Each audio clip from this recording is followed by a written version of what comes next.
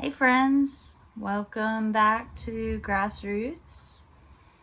As you can see, I am not in my garden right now. Today is normally the day that I would take you on a garden tour and give you an update about where everything is at in the garden and how things are progressing, and they're doing really well so far. I had a lot to show you, and I had planned on taking you on a garden tour today, but the weather, as you can probably hear, it has not been cooperative. It's been thunderstorming all day long, like all day, like from the time I woke up until now. It's late in the day. I've fed the dogs and put them to bed, and I'm just getting ready for my week. And I had hoped to get out and show you what was going on in the garden, but Mother Nature didn't cooperate with my plans. But that's okay, because I realized that I hadn't ever gone over what exactly I'm growing in my garden. I've touched on it a little bit. So today I'm just gonna adapt to Mother Nature's plans. Sorry, there was a notification on my phone. You guys know I just shoot videos from my phone, so that happens sometimes.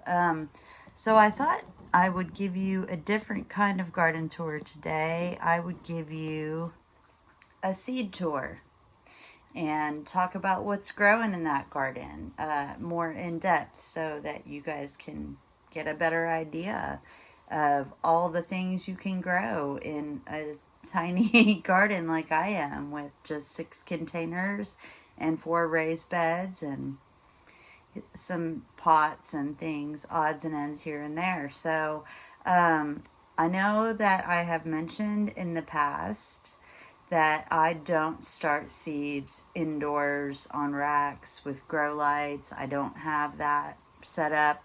I don't have a greenhouse, although it's a dream for the future. I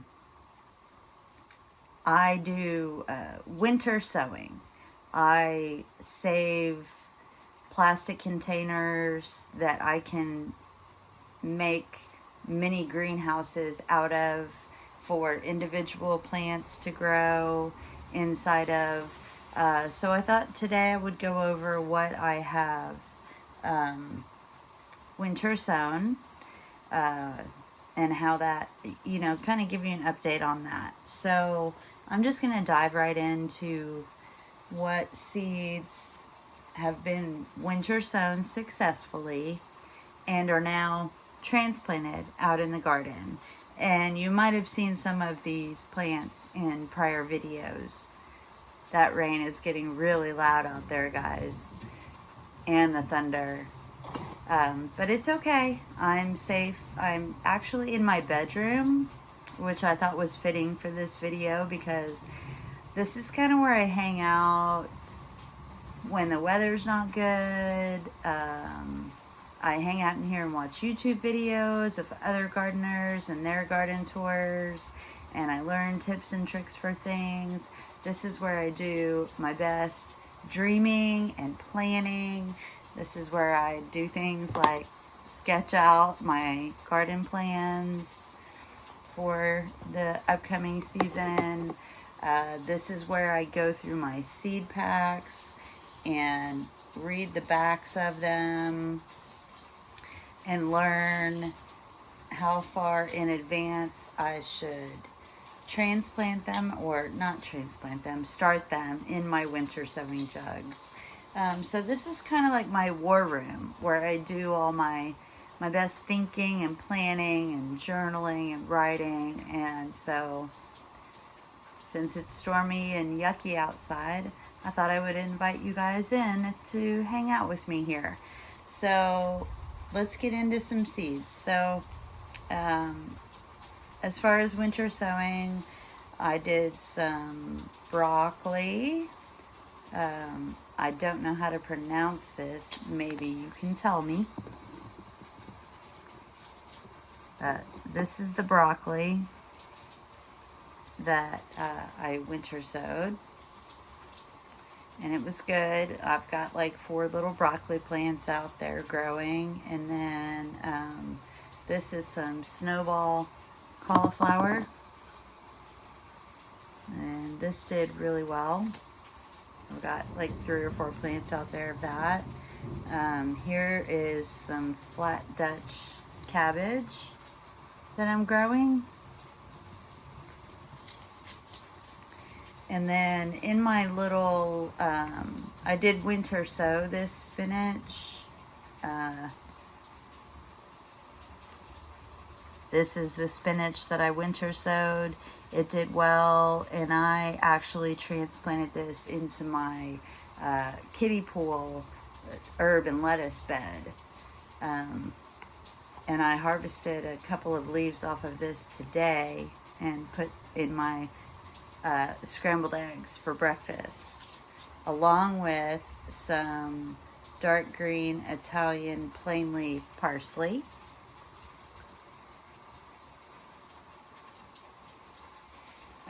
So that was really delicious in my eggs this morning. And then I'm sure you saw in my prior video the kale that grew in my compost.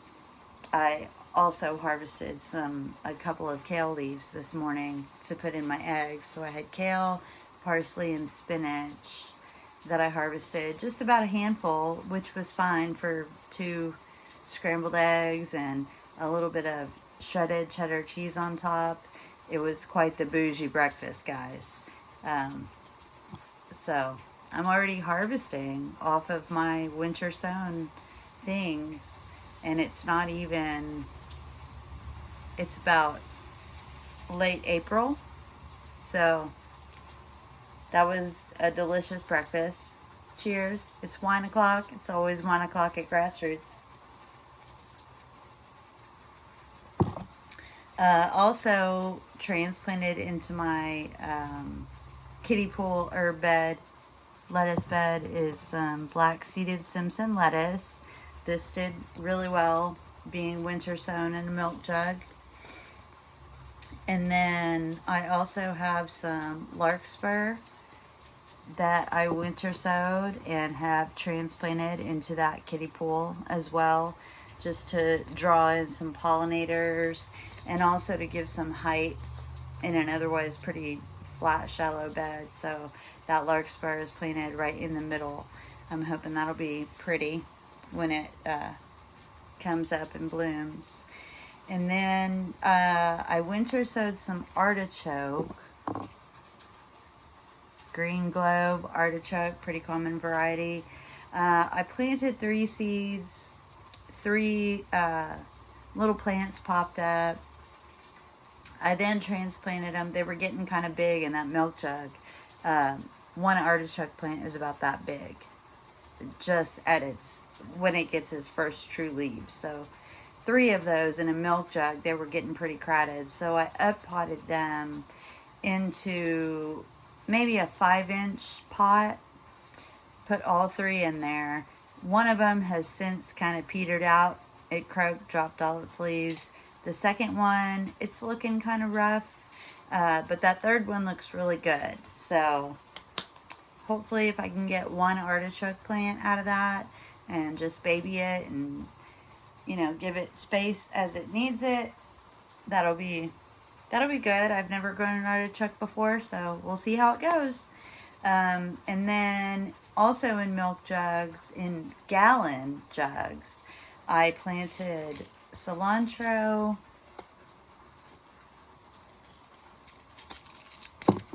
lavender, English lavender, and dill, this kind of dill. And I planted each of those in gallon milk jugs, and instead of chopping off the top, I actually just cut a window in the front of them, like preserving the handle and everything.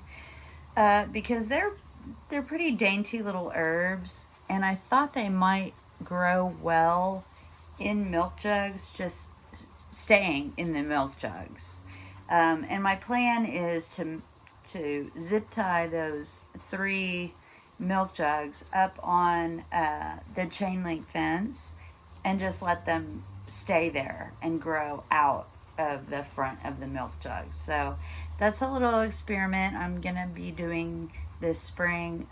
For right now, they're just sitting on the front porch and they're doing very well. I've already harvested some of the cilantro. No, that's wrong. The dill. I've already harvested some of the dill, and I sprinkled it in. I made a pickle pasta salad the other day with just some plain rotini noodles, some pickle juice, some chopped up pickles, put some ranch dressing in there and some fresh dill out of that milk jug, and made like a cold pickle pasta salad. Some shredded cheddar cheese, of course. Gotta have cheese. It was really good, guys. So those are doing well. And then have some more winter sown things that have not been transplanted out yet. They are the slower growers, and so they're train. Cheers.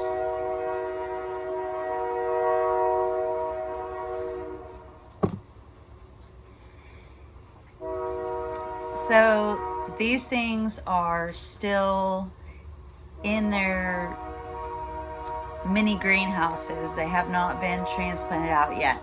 So first we have some delphinium, and those sprouts are just about this big. I'm growing them in a little tiny like takeout container that I think Chinese food came in. It's real shallow. It's like the size of a dinner plate. It's got a little plastic top on it, and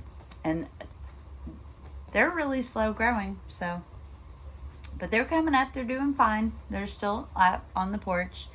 And then I had some 6-cell trays that I started most of these herbs in, and then I had them underneath a clear plastic Rubbermaid tote that I had flipped upside down to make a little greenhouse.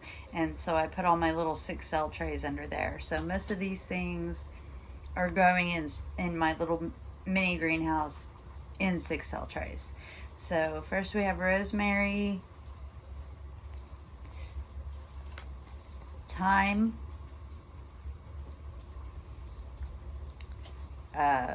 Russian tarragon,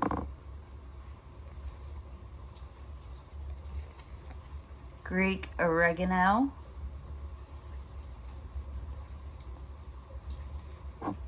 sweet basil, and then I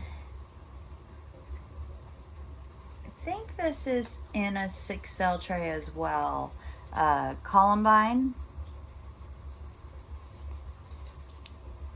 And then in some different 6-cell trays, so what was that? 1, 2, 3, 4, 5, 6. Okay, that's right. So this is 6-cell, 1 cell of each of these. And then this delphinium is in the Chinese food container. And all of these things are still really small, like not even an inch tall. The delphinium is maybe 1.5 inches, but all the rest of the herbs are still like minuscule. They're maybe not even 1/2 inch or 1/4 inch tall. So in some other 6-cell trays that are looking pretty beefy and good right now, I've got some Cracker Jack mix colors, marigold, cherry tomato,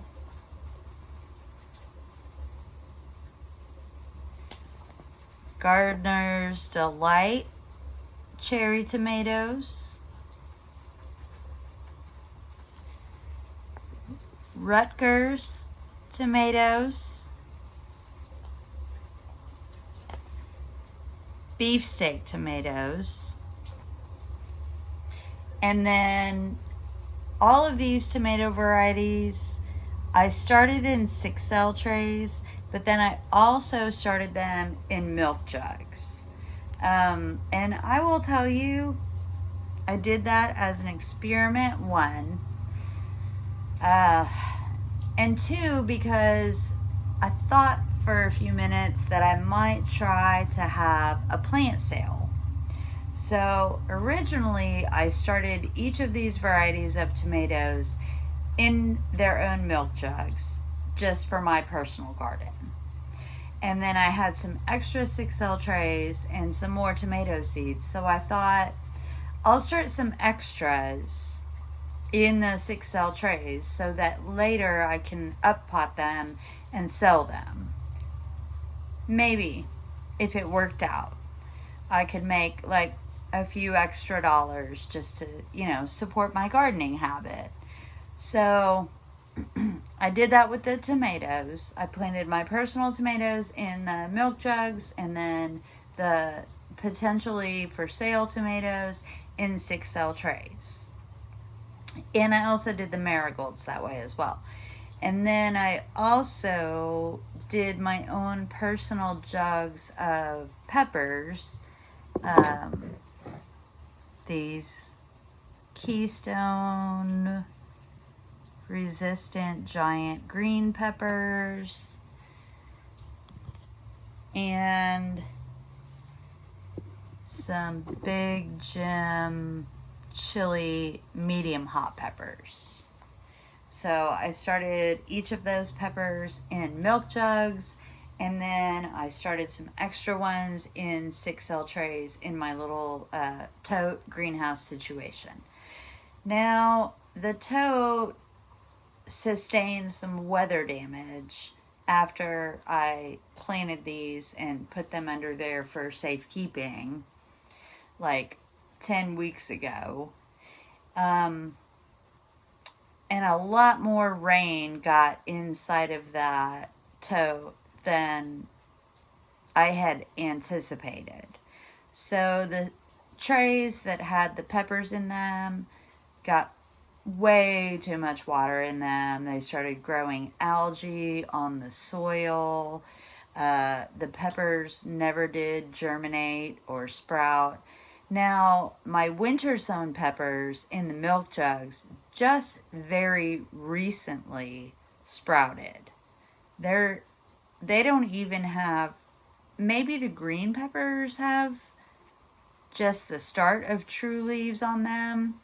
The Big Jim chilies just have their little seedling leaves. They don't even have true leaves on them yet.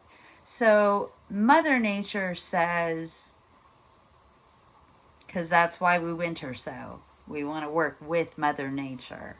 Things will sprout when they are supposed to, if you start them outdoors in milk jugs like I do.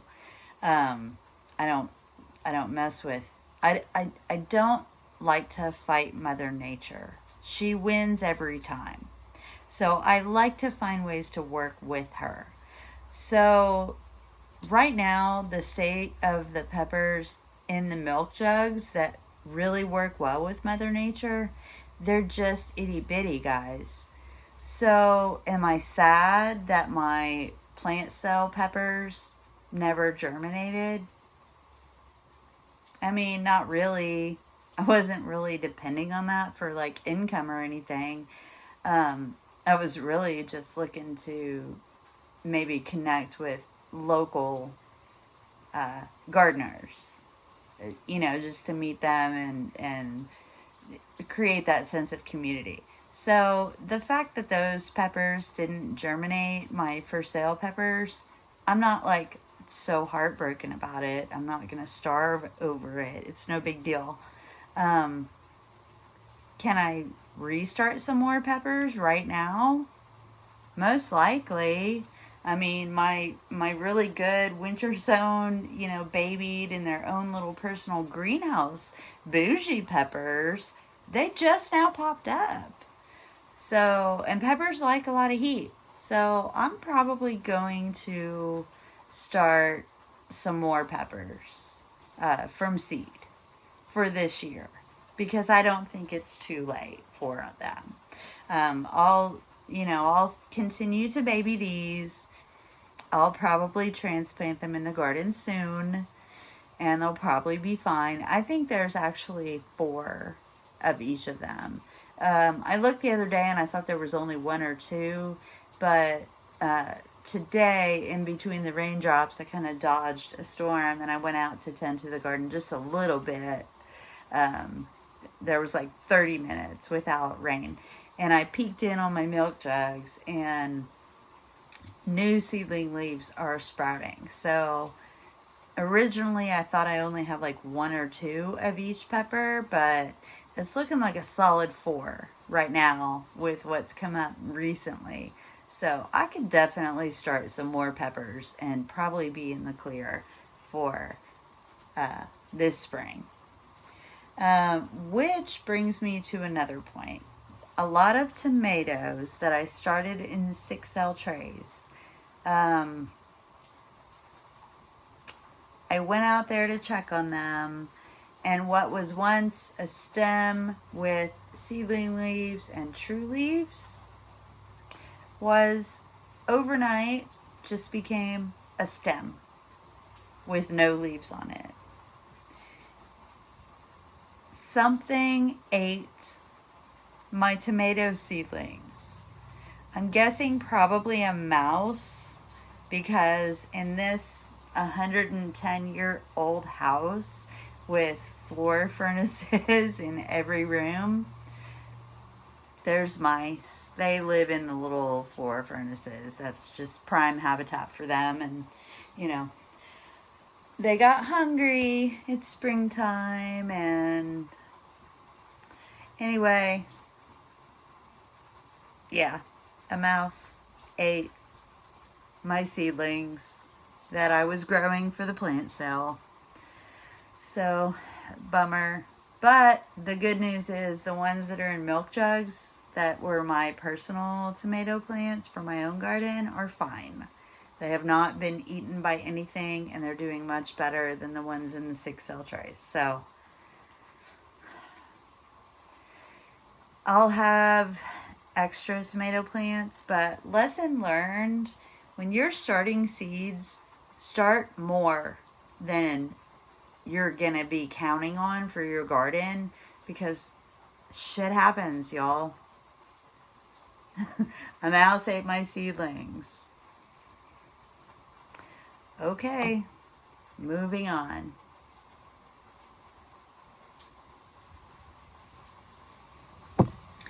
So, what else? I've done those. Oh, so on to cool weather direct sow seeds, because the last frost has passed. Well, I won't say the last frost has passed. I would say Easter has passed. Here in Oklahoma, in Zone 7B, I've lived in Oklahoma for 20 years now, and there is always one last frost after Easter. Today is Sunday. Last Sunday was Easter Sunday. I believe we had 2 frosts early this week. And now we're having all this rain. So, I'm not ready to get into last frost after the frost plants yet. But I will talk about the cool weather direct sow seeds that are going on in the garden now. So, I've talked about the bird bath that was left behind by the previous owners of this house. It's an old concrete bird bath. It's navy blue. It's cracked. It doesn't hold water anymore. It's super heavy. I can't move it. So I decided to put some soil in it and plant a pollinator patch. You know, work with what you have, where you're at, and make the best of it. So that's what I've done. And let me get a sip of wine here because my throat's getting dry, and I'll tell you what's in my pollinator patch bird bath.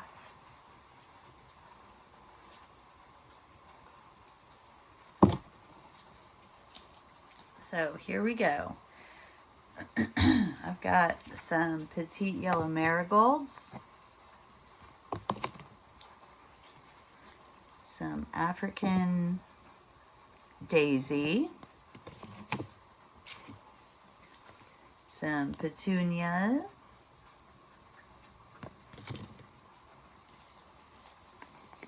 phlox,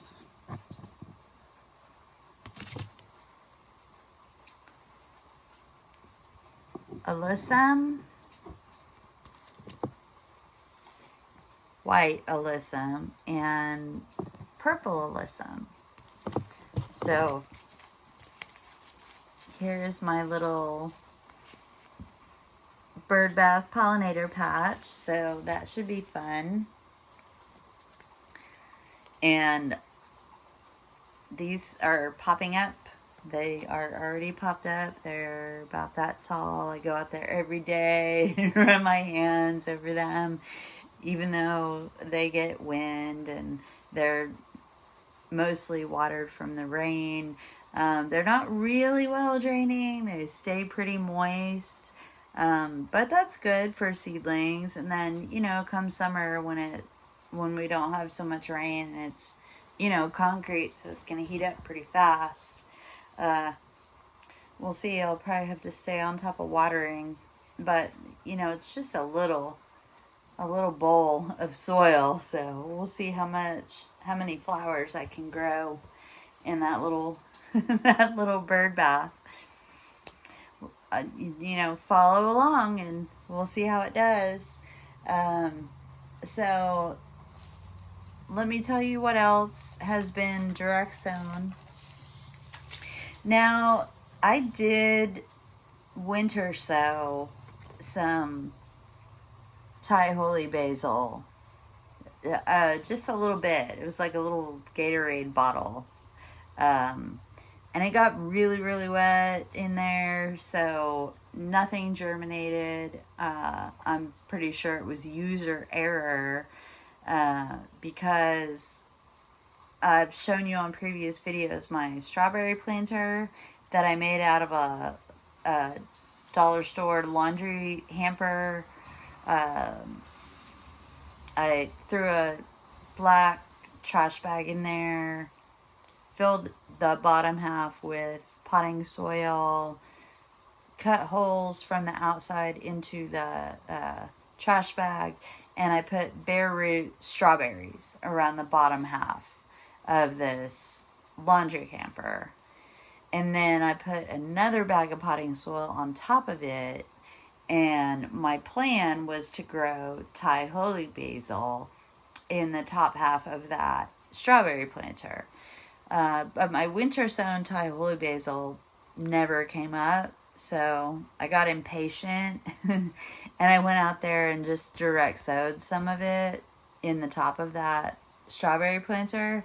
And it's already popping, guys. So I'm going to have some Thai holy basil above the bare root strawberries. And then I direct sowed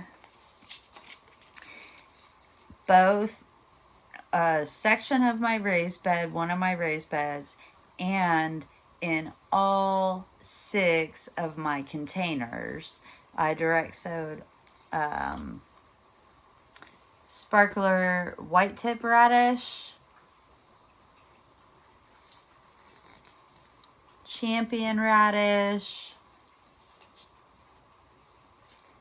China rose radish, early scarlet globe radish,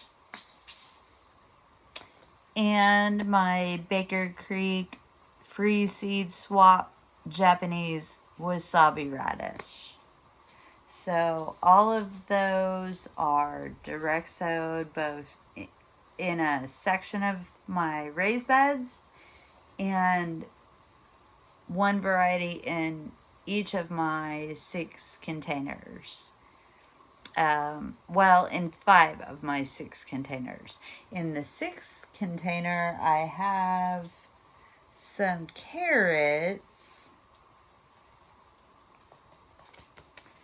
Parisian Market carrots. I put those in the container that has the volunteer lavender in it.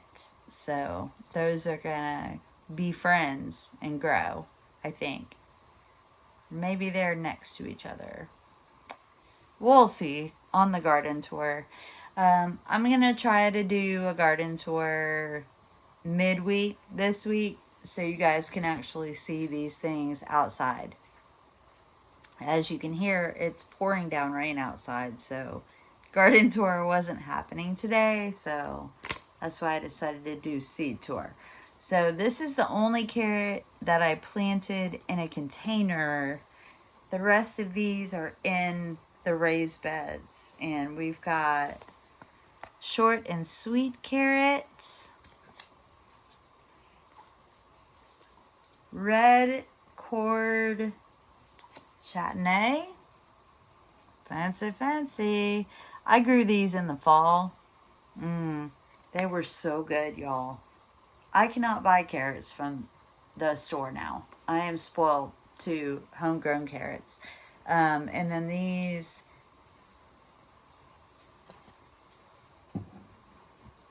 Nantes Corliss carrots. If you know how to pronounce that, tell me in the comments below.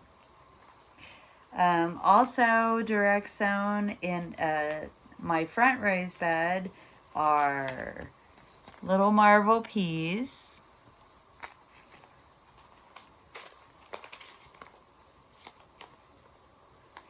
Cascadia sugar snap peas. Now, I've shown you, I believe on a previous video, when these were just itty bitty seedlings.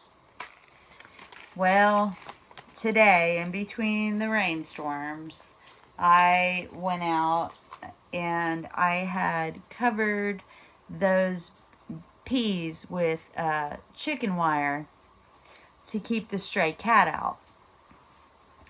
Well, those peas are so tall, they're maybe like this tall now, that they were starting to send out little tendrils and want to wrap around that chicken wire cover. So I pulled the chicken wire off of the beds that were covered, that was protecting them from the stray cat.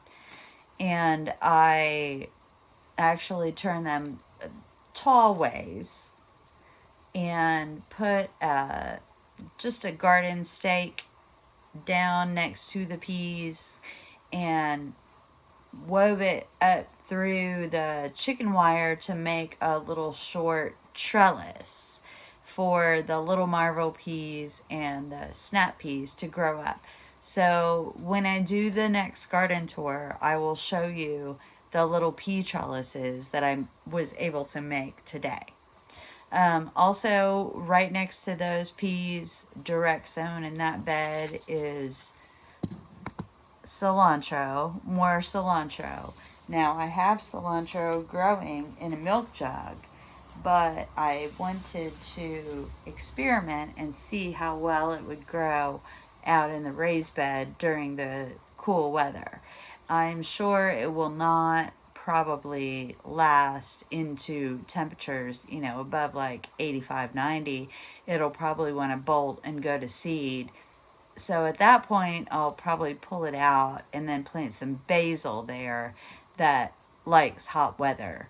So I know I talked about in a previous video about succession planting and making room for everything in your garden, and how if you don't think you have room for everything, I bet you do, because once the weather changes from spring to summer, some of these cool weather crops aren't going to make it. And I would rather, I've got plenty of cilantro seeds to grow again next year. I don't need this to go to seed and take up that room in the summer. So when it gets to that point, I'm probably going to yank it out and then plant basil in its place. So that can grow in the summer and I can have some basil.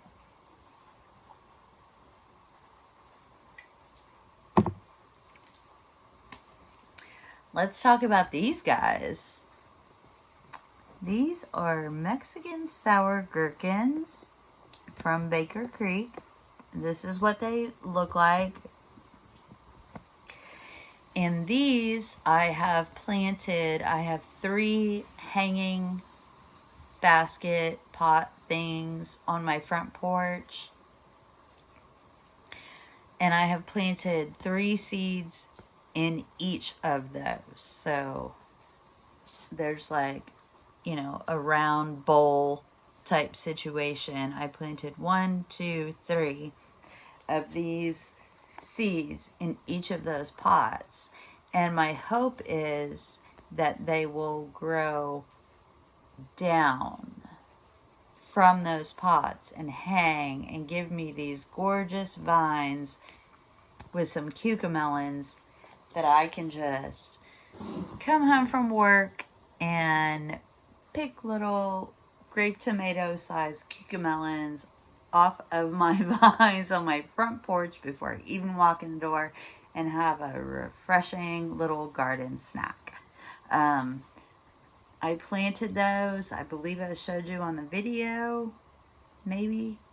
I think I showed you the baskets, but I don't think you were there when I planted them. But anyway, I planted them a couple weeks ago and they just popped. 3 in one basket, 3 in the second basket, and 2 in the third. So I'm just waiting on that 9th one to pop. But yeah, they're super cute little bitty cucamelons. So, next I did my single seed challenge, Black Beauty eggplant in a pot. I showed you that. It hasn't popped yet.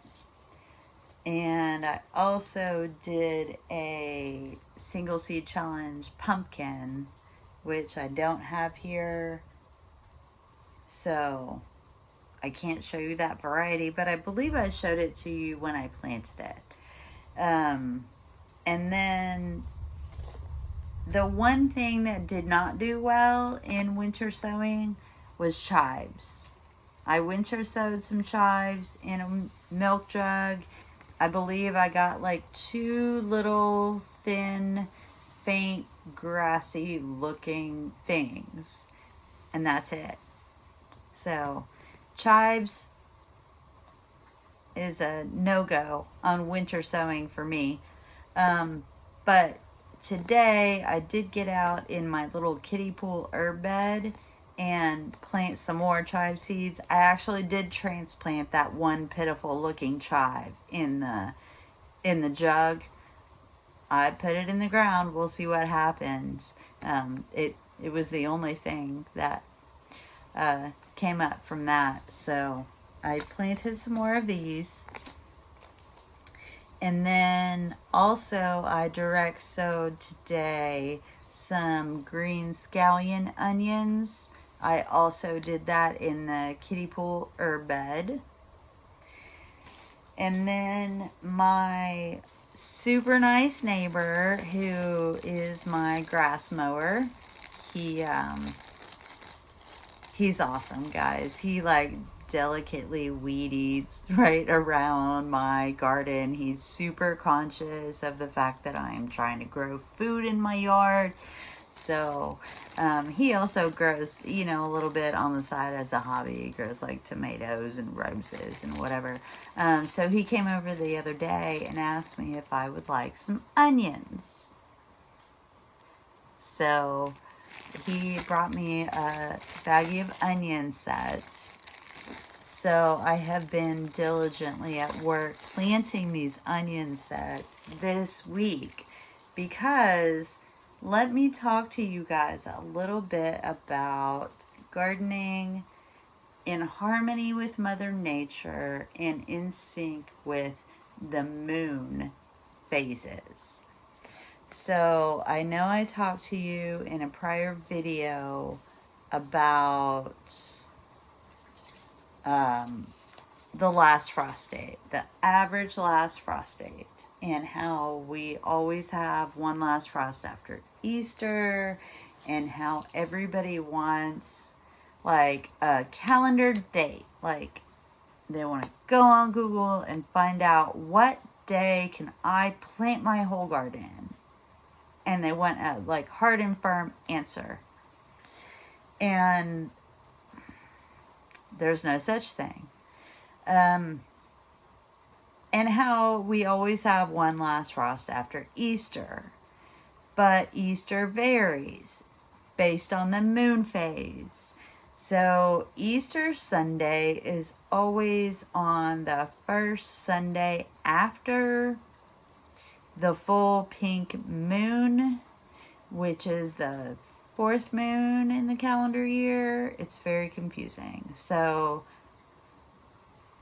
the full moon happened on like a Friday, and then Easter was on that Sunday. So right now we are in the full moon to the new moon phase of the year, or of the cycle, the month. So if you plant according to moon phases, from the full moon, which was April 16th, to the new moon, which will be on April 30th, it is best to plant underground root crops in that phase. So things like potatoes, carrots, radishes, onions, beets, turnips, things that grow under the dirt. The best time to plant those is from the full moon to the new moon. So I know everybody is dying to get their overgrown tomato starts and pepper starts, cucumbers, squash, melons. I know you're all dying to get your plant starts in the ground because you started them inside under grow lights on a rack or in a greenhouse. I get it. They're touching the grow lights. They're ready to go. We've talked about this. When can I put them in the ground? Well, according to the moon phases, which I can confirm because I winter sow and I work with Mother Nature, my tomatoes and peppers are looking great, but they're not ready yet to go to a bigger space. Now, the best time to plant above ground crops is from the new moon, which is on April 30th, until the next full moon, which is May 16th, which totally coincides with all of your old-time farmers and gardeners that say don't plant until after Mother's Day. When is Mother's Day? It's like the first Sunday in May. Well, the moon is new on April 30th, and then it's full again on May 16th. So from April 30th to May 16th is when this year, 2022, you should be planting tomatoes, peppers, cucumbers, squash, and melons. And I know, guys, I know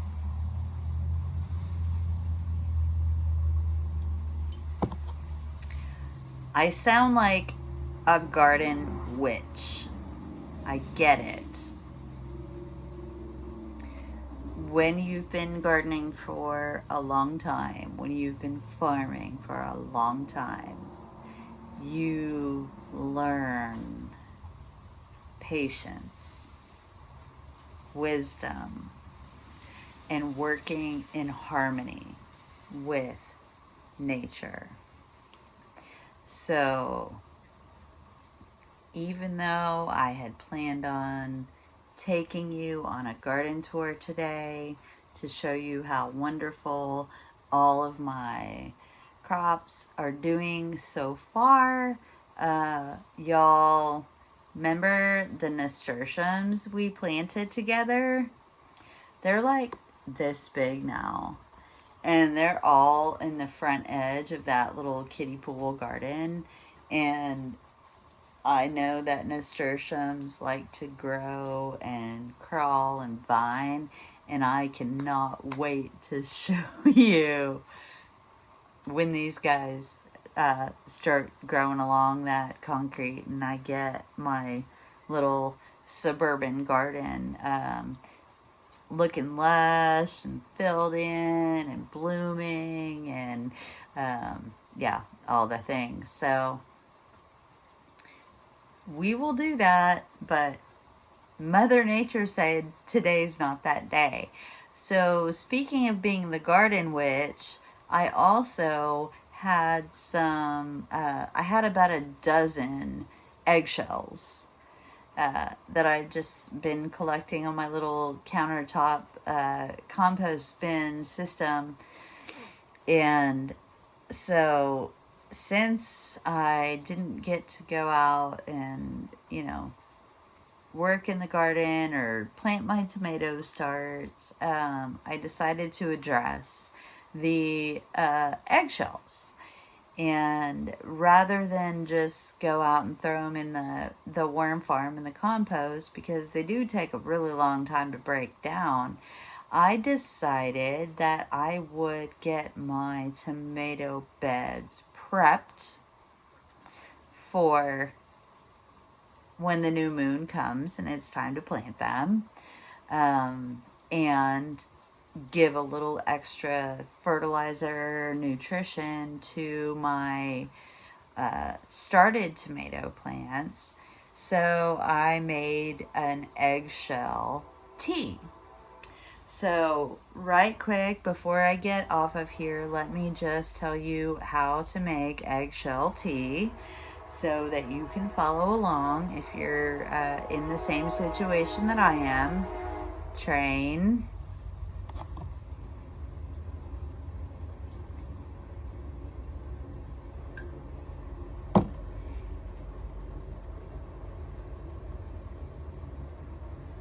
Sorry, guys.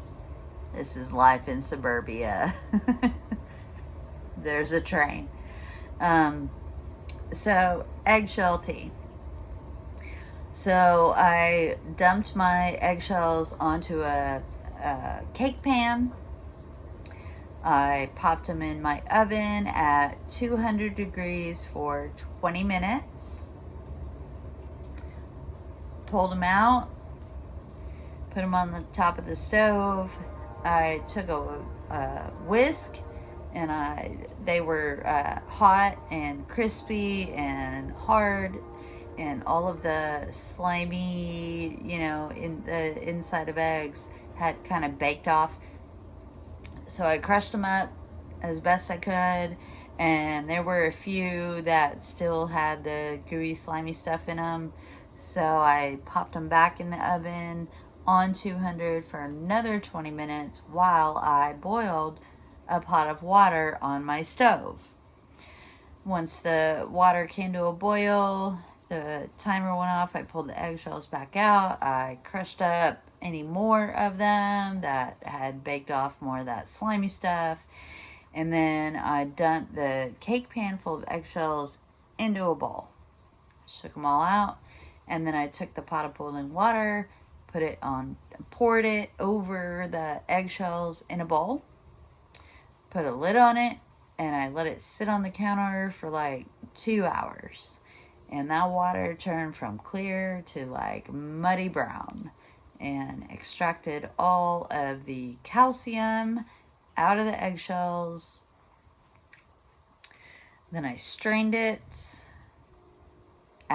When it got to room temperature, I strained it out. I strained all the water into a jug, and then I went out to the garden in between the rainstorms, and I watered all of my tomato and pepper plants and my eggplant. Even though it hasn't sprouted yet, I wanted it to have a little more nutrition in there because tomatoes, eggplants, and peppers like calcium. And then whatever was left over in the jug, I went to the raised bed that I planned to plant the tomatoes and peppers in. I went ahead and watered the rest of that eggshell tea into that raised bed so that that soil can get some extra calcium in it, and so that after the new moon, when I go to plant tomatoes and eggplants into the raised bed, it will already be fertilized for those plants. So stay tuned for my next video when I talk about my warm weather direct sow varieties of veggies, herbs, and flowers. So thanks for hanging out at Grassroots today. I appreciate you spending your time with me and learning and growing with me. And I will see you in the next video. Have a good week, everybody. Peace.